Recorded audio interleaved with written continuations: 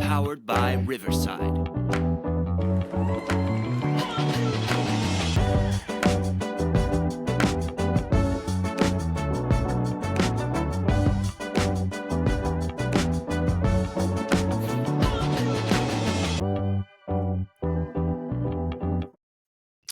Welcome back to the Movement for Life podcast.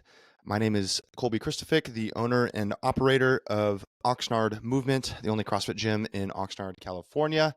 This is a podcast that we talk about ways to keep us moving throughout our life. Today, I have Dusty Breeding, who's been a guest on the show before with his wife, Cecily Breeding. We are going to be talking about some money today. Several episodes ago, I talked about the 7 F's of health and fitness, and finances was one of those F's.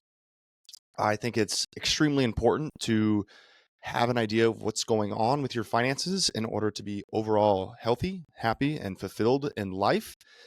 And we're going to talk about some of the basic building blocks of how to do that with your finances, just like we've done with several other things. Before we kind of introduced Dusty and tell you guys more about him and let him tell us a little bit more about some finances, we always start this podcast with ways that we moved in the past week. So Dusty, fire away. What did you do to move in the last week? I hit the CrossFit gym this morning. We recently bought a house in Austin, so we have joined a CrossFit gym here in Austin as well. And so I hit a workout today, and yesterday I did some mobility. I did some like work on my car, and so I sat in a deep squat for I was probably in and out of a squat for 30 minutes, and it was actually really great to just kind of sit down into a deep squat to work on my I was cleaning my wheels in my car, so it was good. All right, nice. What about you? I had a not as fun last week. I was battling some sickness last week, so I got a workout in on, I believe, Monday and Tuesday, or Tuesday and Wednesday of last week, CrossFit workouts. And then starting on Thursday of last week, I felt pretty sick. So I was out of commission Thursday, Friday, Saturday, and then Sunday. Yesterday, I did some walking around, which was great. It was lovely to do some walking around, but I didn't do any other kind of physical activity. And then today was the first time I actually took a CrossFit class, not just a CrossFit workout, but took a class, and probably a little bit over a month. It was fantastic. It was super great. I'm excited to get back into taking classes again. Feeling a little bit better, getting over my sickness. So that's what I've done in the past week. My mom is actually in town, and I saw that she brought a pickleball paddle. So I'm hoping that we get to play some pickleball. I think I introduced her to pickleball a couple of times ago when she came out. I didn't realize that she had been playing or practicing, but apparently she got herself a pickleball paddle, and I love that. That's amazing. So at some point we'll try to get on the court. Do you feel like CrossFit makes you a better pickleball player, or do you feel like pickleball makes you a better CrossFitter? Like, which is most advantageous to the other? Definitely CrossFit makes me a better pickleball player, because my knowledge of the game and rules and things like that is still like first grader, but I can play like a fifth grader because of my CrossFit. So I'm not even in high school yet, but I can play like a fifth grader when I should be playing like a first grader.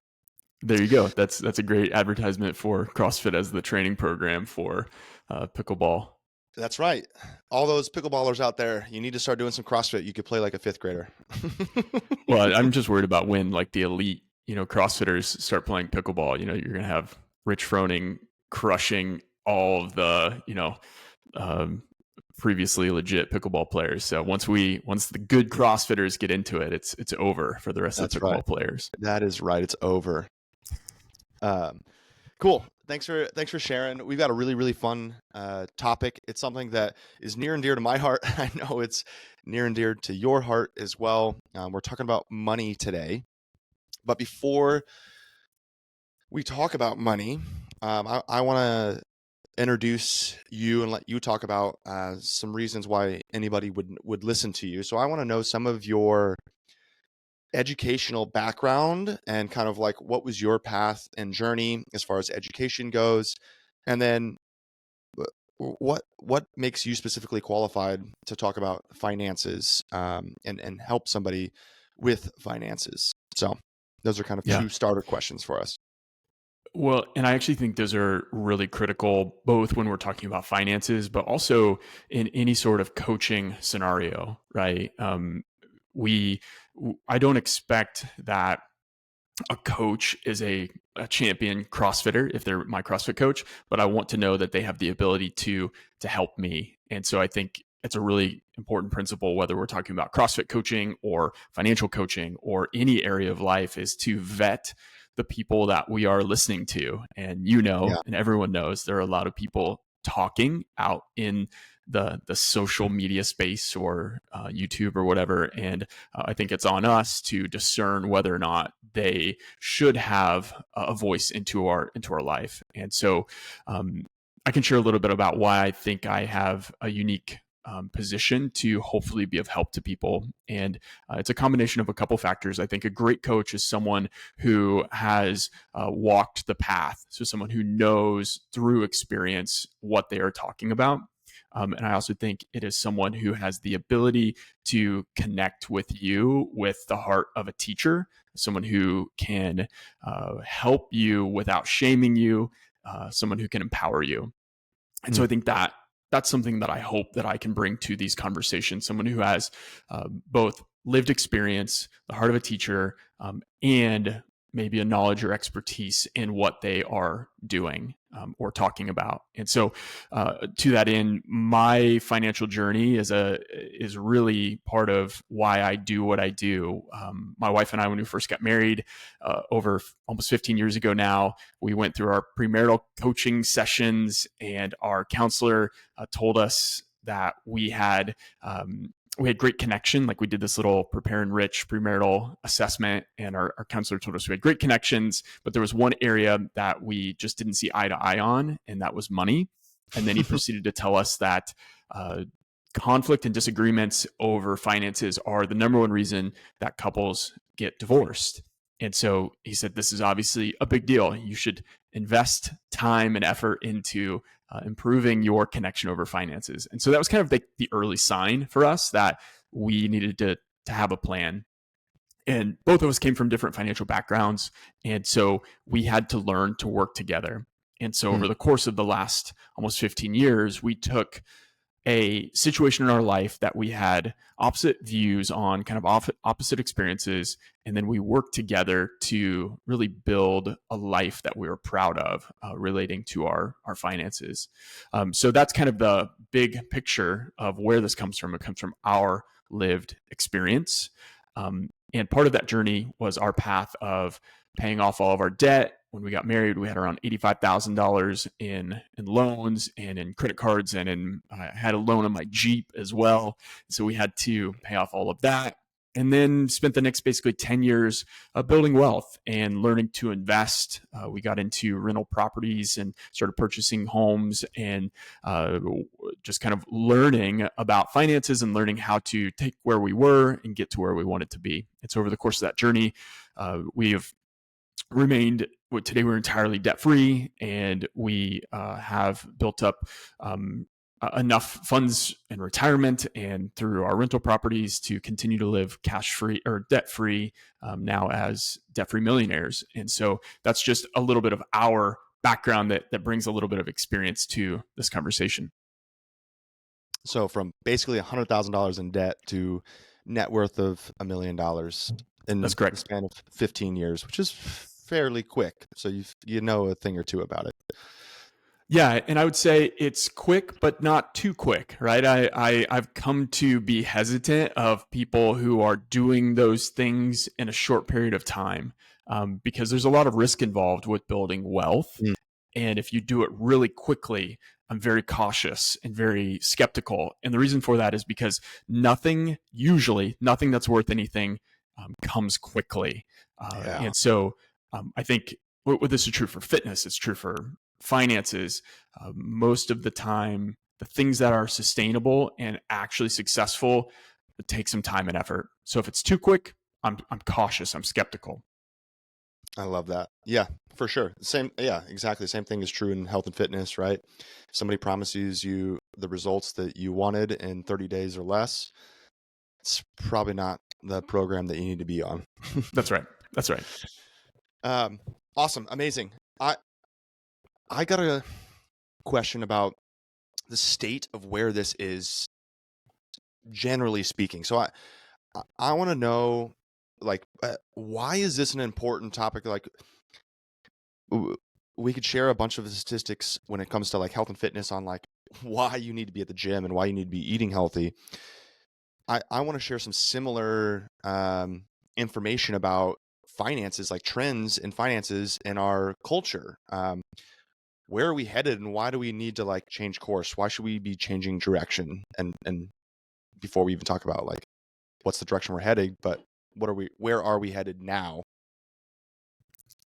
It's a great question, and I think a really important one, because we don't exist in a vacuum. Like, individuals and our personal finances are interconnected with our friends' finances, our work and career, and societally, we are impacted by what's happening at the highest level, right? Government or political decisions impact you and I on a daily basis. And broadly speaking, I don't think I've talked with anyone who feels like things are going amazing in the state of our country's financial situation, right? Whether you're talking about at the government level with extreme debt, or overspending, or even at the local level. I never hear someone like go to the gas pump and be like, "Gosh, gas is so cheap. I just feel so great when I fill up my gas tank," right? So Yeah. At a meta level, I think there is some financial challenge facing our country, and maybe broader than that, but just very specifically for our country. And I think that manifests itself or shows up in our mental health, that shows up in our relationships, shows up in our physical health as well, the way financial stress impacts our bodies. But broadly speaking, the picture of the typical American in their financial situation is relatively bleak. The average credit card debt is around $20,000, and credit cards have terrible interest rates. So that is really just crushing people to have that amount in credit card debt. Student loans are big. The average number is around $60,000 is the average student loan debt for a person in the United States. And then car debt is big too, around $35,000 in car debt. So those are just some very specific problems that might be facing our listeners, but are definitely facing just people around us. So as you are out and about at the mall, at the CrossFit gym, in town, chances are the people around you are struggling financially because of some of those issues. Yeah, and I think that maybe there is there is an unawareness or a confusion of like, oh, I thought it's okay to have those debts, or I thought that I was supposed to have those debts. Like, I thought I was supposed to have a car loan. I thought I was supposed to have credit card debt. I thought I was supposed to have student loans. Yeah. Well, and that you hear people talk about this, like the difference between good debt and bad debt. And people will say like, oh, a mortgage is good debt. A car can be good debt because I have to have a car to get to work. Bad debt, people will say, is credit card debt. Or sometimes people will say college loans are good debt. And I think that is kind of a misnomer. I don't think there's any such thing as good or bad debt. Really, what there is there is debt on depreciating assets. That's often what people would call bad debt. So debt on something that goes down in value. So often that could be a car, because your car, unless you drive like a vintage sports car, your car is probably going down in value. So people will say it's bad to have debt on that. But then they'll say it's good to have debt on something like a house, because your house is going to increase in value. I would remove the good or bad from those things. I would just say there's debt, and some debt people will utilize to will try to leverage to increase their situation, and other times debt holds them back. But regardless, it's risk. So any amount of debt you have, whatever it's on, you are taking a risk. You are hoping that what the debt you have on your house or the debt you took out for college loans, you're hoping that that will return on investment.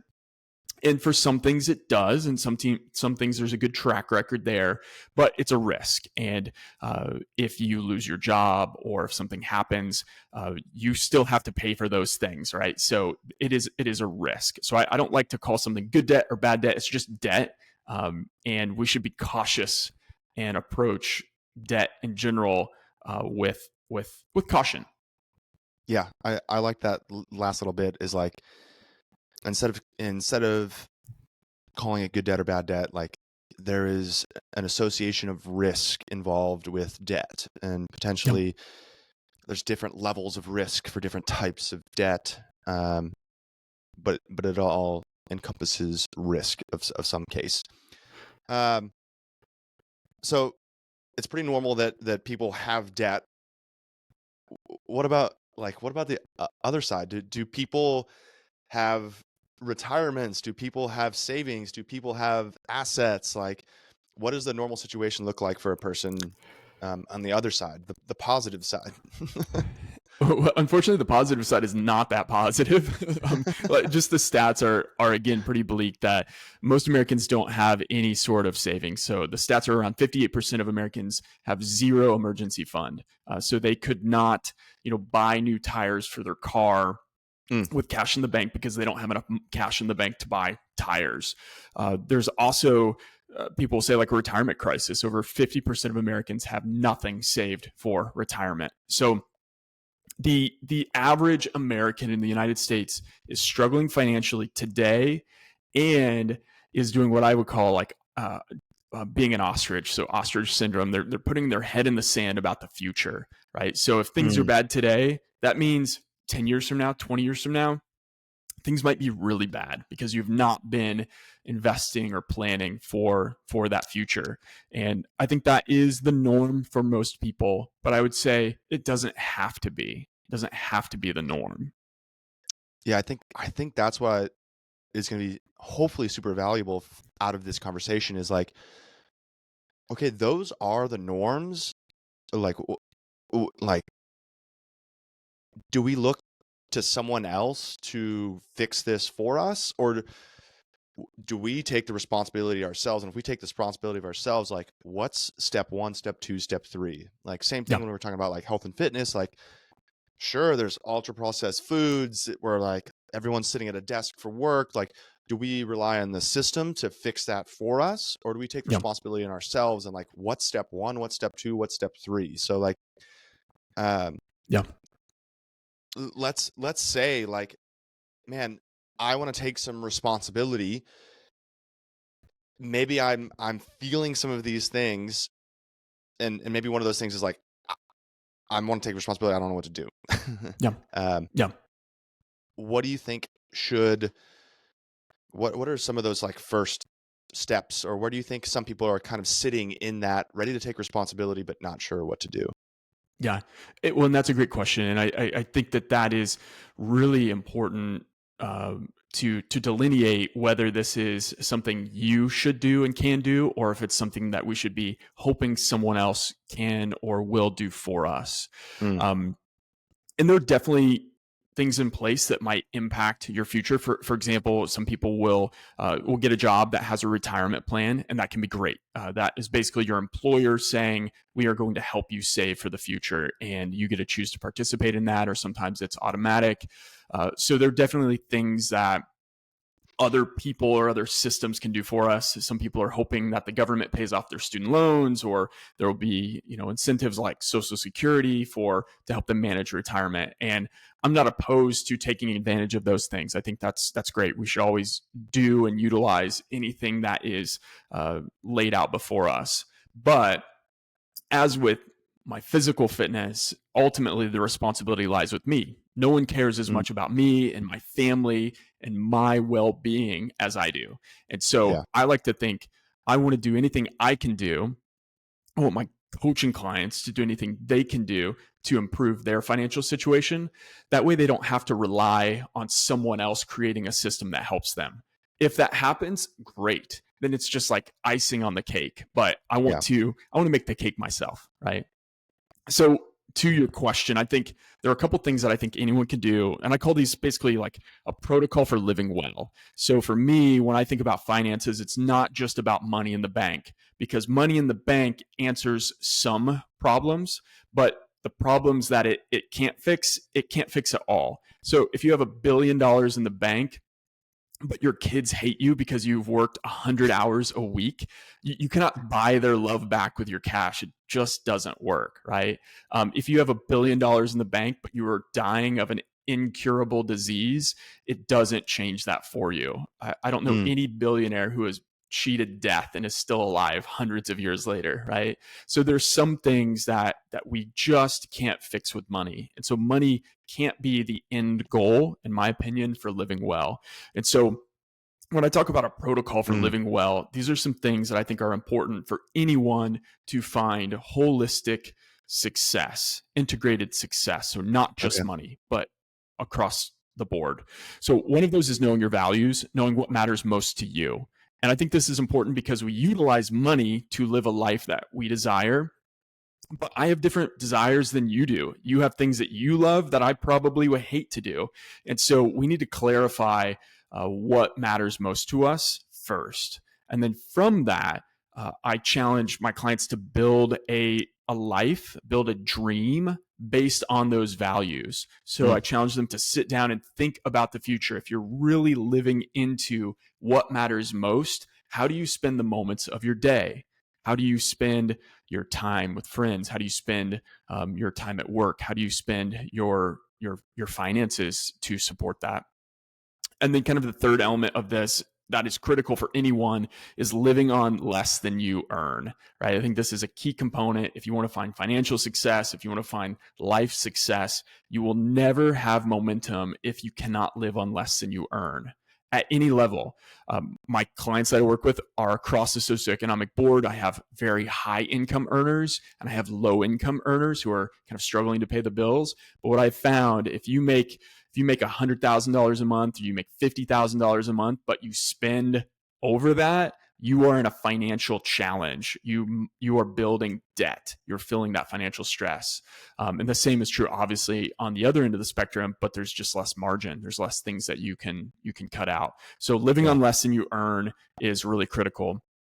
And then the next step is essentially creating a plan. It's learning to give, save, and spend in a way that builds that dream.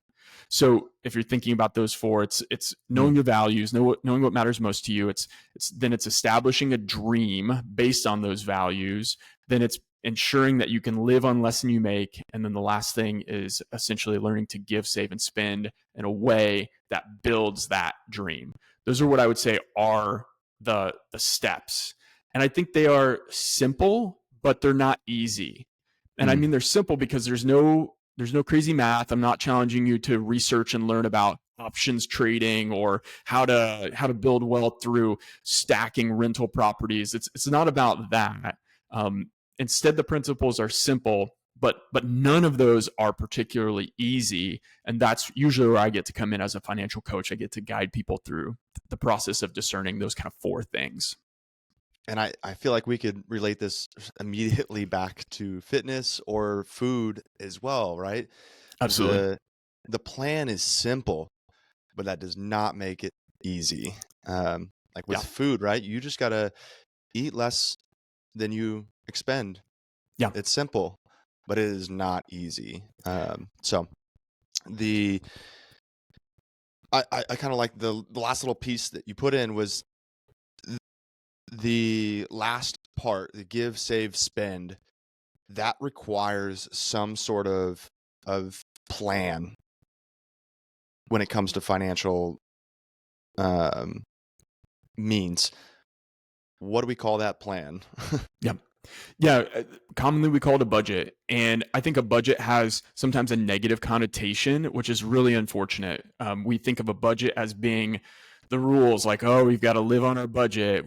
That's not in the budget, right? So we use all this negative rhetoric about a budget, but I actually think it is totally opposite of that. When I think of a budget, I think of the training plan for success, right?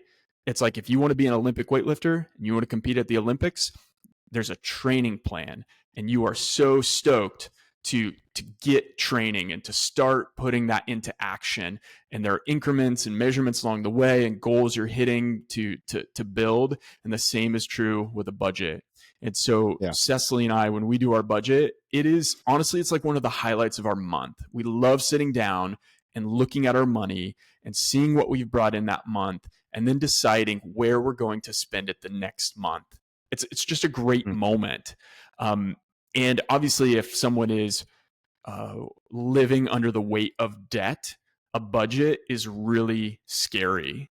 And I think sometimes when I sit with people and we itemize out their expenses every month, and we get to the end of the month and we realize that they are spending $500 over every month, or $1,000 over, or more, that is a really scary moment. So a budget is not fun in the moment, but it's clarifying, and then it establishes the plan for the future.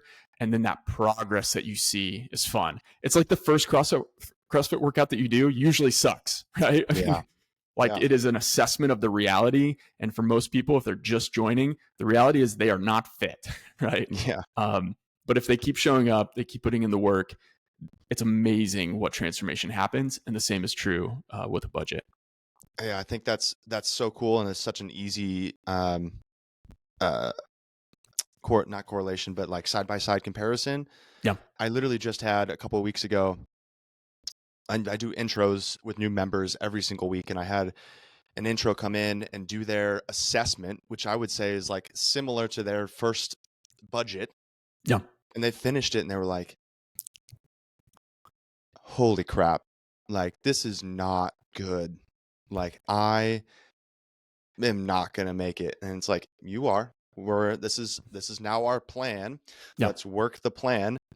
They just did a retest about 3 weeks later and had a massive improvement already in just 3 weeks. And then it's like, oh my gosh, this is exciting.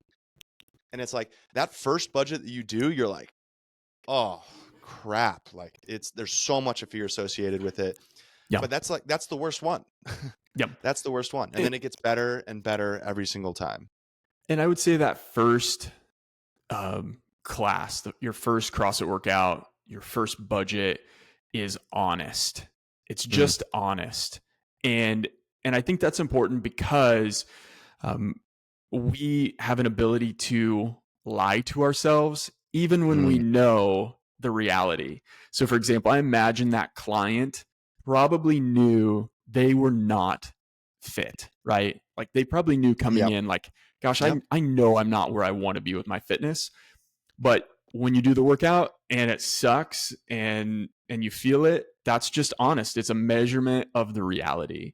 And that's true with a budget. It is, we cannot lie to ourselves anymore. This is just the way it is. And I think that is a very important moment and step in the process of transformation. And so I think 100%. for me, something that's really cool that I get to see with my clients is anyone who is willing to work with a coach is humble enough to say, I need help, I need support, but I'm ready to act, right? And I love working with people like that, because there's a mindset of, I'm here to take action. I'm here to transform my current situation and make it better. And I just love being around people like that. It motivates me, regardless of where they're at financially. I can find a lot of motivation from their willingness to take action to change their reality. Cool. I love that. And taking action is the key. It's the turning point. And so I want to go, the last thing that we will do today is I want to like take some action with you. You have generously said that to all of our listeners, you're going to give a copy of your cash flow or your budget. And we are going to actually get to walk through what it looks like to go through that budget. So if you've never made a budget before, you're going to get to watch us go through one, or listen to us if you're not watching on YouTube. But I suggest you go over to YouTube so you can see this. And then you'll also get an opportunity to download this at the end of the day. We're going to put this in our show notes or in our description for our YouTube video as well. And let's do it. Let's look at what making a budget looks like. This is Cool. workout number 1. Yeah, let me share my screen. So what you're going to see if you're following along on YouTube is what I call just a sample budget. And this is something that I share with my clients, and it is something that that they get to see how we do a budget, and then we get to put their numbers into it. And so this on screen is just an example. And I've picked some mostly random numbers. You'll see some of these numbers in here, or some of the line items in the budget are related to my life, just to make it a little more real. But the idea here is that you're thinking about your situation. So you're thinking about your income and your expenses. Now, one of the first things I'll say is there's a big shift that I think happens intellectually. There's a big shift that happens in the mind when you start thinking about this monthly cash flow plan or a budget, because what I challenge people to do is to spend this month's money next month. So we're shifting. And I say we're shifting because I think it's pretty common to spend, and then when the paycheck comes in, you go back and you pay off what you spent, right? So it's almost the reverse. It's like, we know we need to buy groceries, so we'll go to the grocery store, we'll put it on a credit card or whatever, and then when we get paid, we'll pay the card off. And that's how I think often most Americans do their money. It's spend first and then sort it out later. So I think a big shift is going from that to gathering all of your money, right? Letting it all come in and build up in your checking account or whatever, and then utilizing everything that came in to pay for next month. Now, that shift usually takes a few months. Most people can't do that instantly. So it's usually 3 to 6 months of troubleshooting to figure this out. But once you can make that shift, it's transformative. So here's the budget. Here's how we do this. We start with the income. So we look at everything that has come in throughout the month. So if you're married or you're single, any money that has come into your account after taxes, right? So for this budget, for simplicity's sake, it's your post-tax income. It's the money you actually get to spend that month. And for us, we include anything that has come in over the month. So if there's cash on hand that is left over from things we didn't buy last month, that goes into this. So we're kind of looking at all the money we have. Visually, it's like piling all of your coins and all your bills in this big pile, counting it up and saying like, okay, where are we at? So for this example, we've listed out like a $9,000 income, $9,603. But this could be anything. If you're earning $3,000 a month, or if you're earning $100,000 a month, same concept. We start with what comes in. Then the next step in the process is to itemize all of your expenses. So you're looking at literally everything that you spend. We're not skipping anything. We're not leaving anything out. This is thinking about each and every dollar that you spend. And yes, it might take some work to track that down, and it might take some months to kind of track it all. But I would say if you want to find peace and build wealth, you have to know where your money's going, right? Otherwise, it's just like walking away. You're letting it slip through the cracks. So this is taking some ownership. So we start by going through some of the required expenses. So food for your family, utilities. These are things that you have to pay for. Gas. We recommend saving for car repairs, because I guarantee you your car is going to break down at some point. My wife and I have a family principle of being generous and giving. And there's actually some financial statistics behind this that people who give generously actually get that in return. Like it grows. When you are generous, it's kind of a disposition into the world. When you're generous, generosity comes back to you, if that makes sense. And that's not like voodoo. It's not like spiritual stuff. It's kind of like a almost like a sociological principle. When you care for others, it's likely you will be cared for as well. That's kind of the foundation behind that. Yeah. Then things like toilet paper, deodorant, like we call these our house expenses. We list those out into the budget. Then we list out life insurance, health insurance. We set aside some money for healthcare expenses like massage, chiropractic work. We are athletes and CrossFitters, so we desire all of those things. We also plan for visiting family. So if we have vacations coming up, or right now we're actively saving for Christmas presents because we know we will be buying Christmas presents. That's not a surprise. So we should be planning ahead for that. Yeah. We also plan for our travel, our dates, retreats that we go on, vacations that we go on. That all goes into the budget, and we plan in advance and save for that. Cecily and I also have money that we call like our out and about money, and that's basically spending stuff. Like if I'm taking you to lunch, Kolby, and we're going to grab a coffee, and I say, hey, it's on me, that comes out of this little line item that we have in our budget. So we're planning ahead for those things. Cecily and I also plan for a date night. That's really important to us. So that goes into our budget. And then we also have spending money. So the way we do this is we do it as a percentage of our monthly income. Right now, she gets 2% and I get 2%. And that is for anything we want. So if she wants to buy bubble gum and pink colored socks, that comes out of her spending money. And for me, I pay for my jujitsu membership out of my spending money, or things like that. So that's kind of how we navigate who gets what money and how much we get. We also think about taxes. We're both self-employed, so we plan ahead for our quarterly taxes. So that goes into our budget. We're planning throughout the year for that. If there's like college savings, that's a line item here. I'm working on a second master's degree, so we're currently saving. That is the actual amount. We set aside $730 a month for that. And then something else that we are really passionate about is investing and building wealth. And so we both max out all of our Roth IRAs and other taxable accounts. And then anything beyond that goes into a brokerage account for additional investing or rental properties or things like that we're buying as well. But at the end of the day, all of the expenses total up to the income. So this is what's called a zero-based budget. So if you made $5,000 that month, on paper, we are going to explain how you will spend that $5,000. Now, maybe your expenses are really only $4,000, and $1,000 of that is going to be savings or investing, but we add that line item so it balances. It basically becomes a zero at the bottom, right? And when we do this budget, this is that moment of truth, because more often than not, I get to the bottom and the expenses outweigh the income. That's pretty common. That is the reality of the average American. And this is the moment of truth where we get to decide, do I want to keep going down this path of going into debt and overspending, or do I want to transform my life? Do I want to change not only my future, but also the future for my family as well?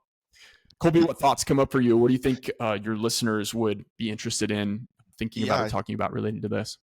I think this is really cool, really amazing. And you have literally every single category listed out.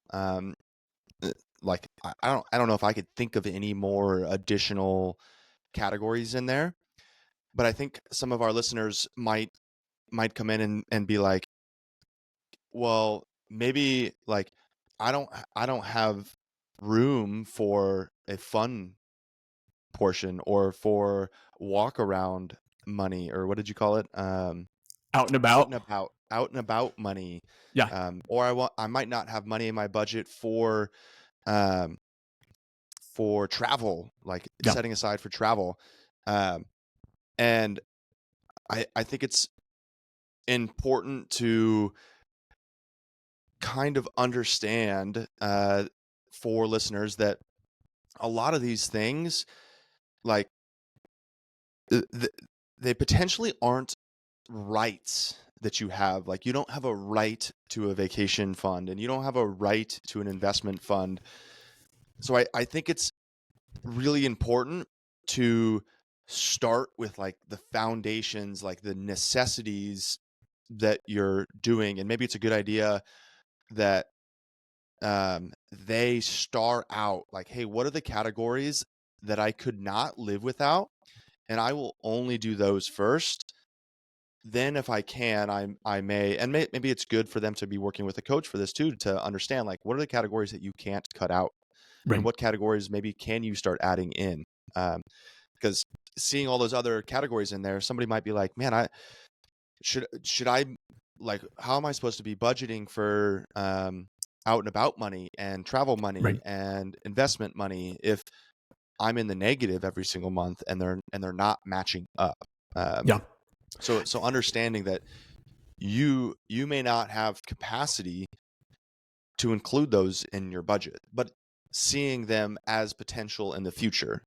Yeah. Um, That is a critical point in this process, is recognizing that as humans, our wants will always outweigh our needs, and our wants will always outweigh our ability to get them, right? I mean, this is mm, at a very basic level. If I was a squirrel, I would always be collecting more nuts, right? Because you are afraid that the nuts will stop falling from the tree and you'll run out, right? And so we are constantly, as humans, we're constantly desiring more.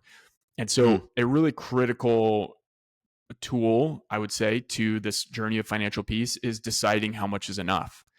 And mm, how much is enough is it's a measurement within your heart, not necessarily in your checking account, right?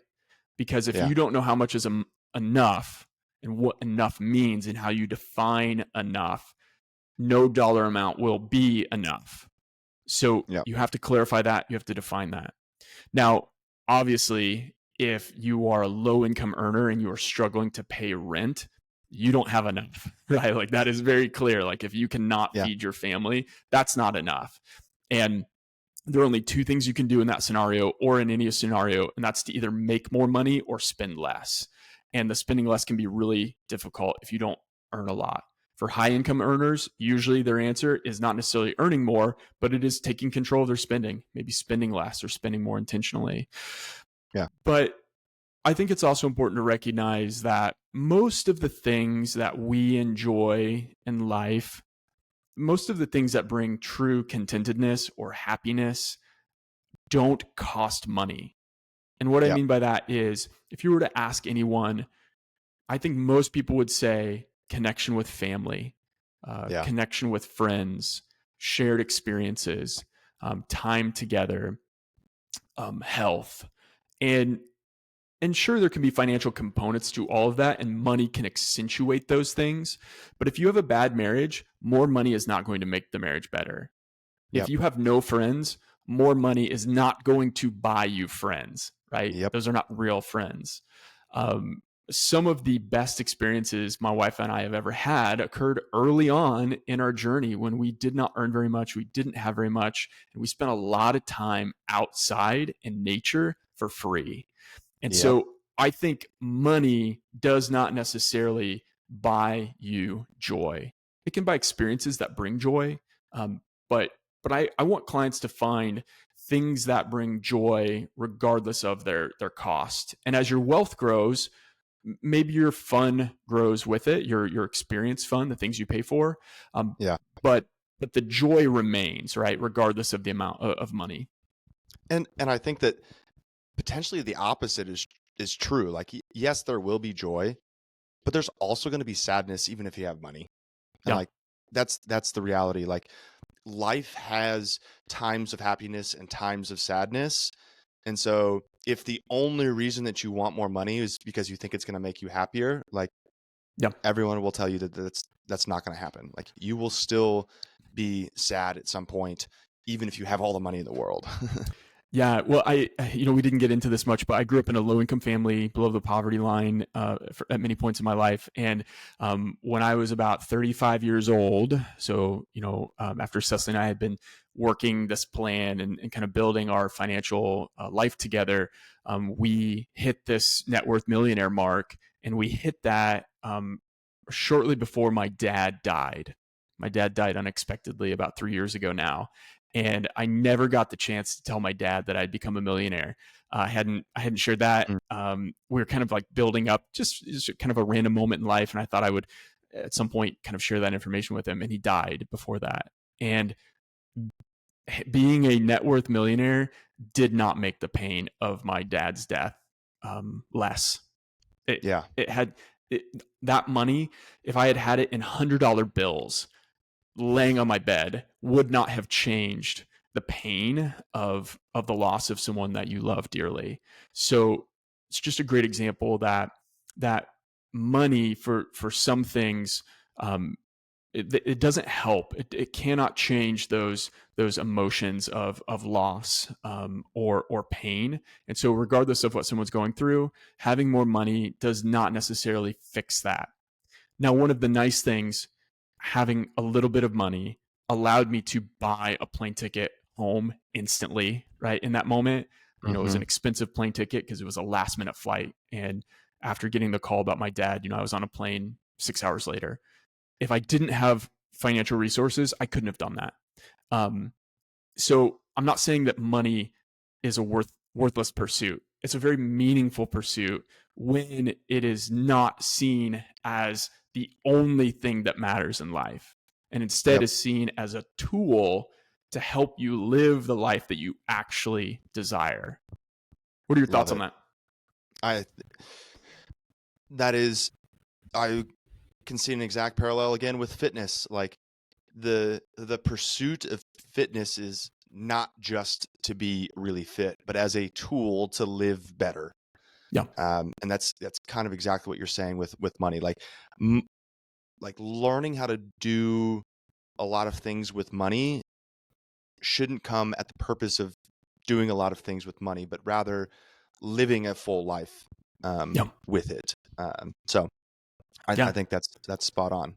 And that gets back to what I think is really important early on in any conversation about finances is knowing what matters to you. So clarifying your values and building a dream based off of those values, right? Like building the life that you want and envisioning what life looks like next year, 5 years from now, 10 years from now, based on what you want, not what marketing wants you to want, not what your family wants you to want, not what your mom wants you to want, like not what anyone else wants you to want, but what matters most to you at a core level. And then looking at that and saying, okay, how does money play into this life that I desire to live?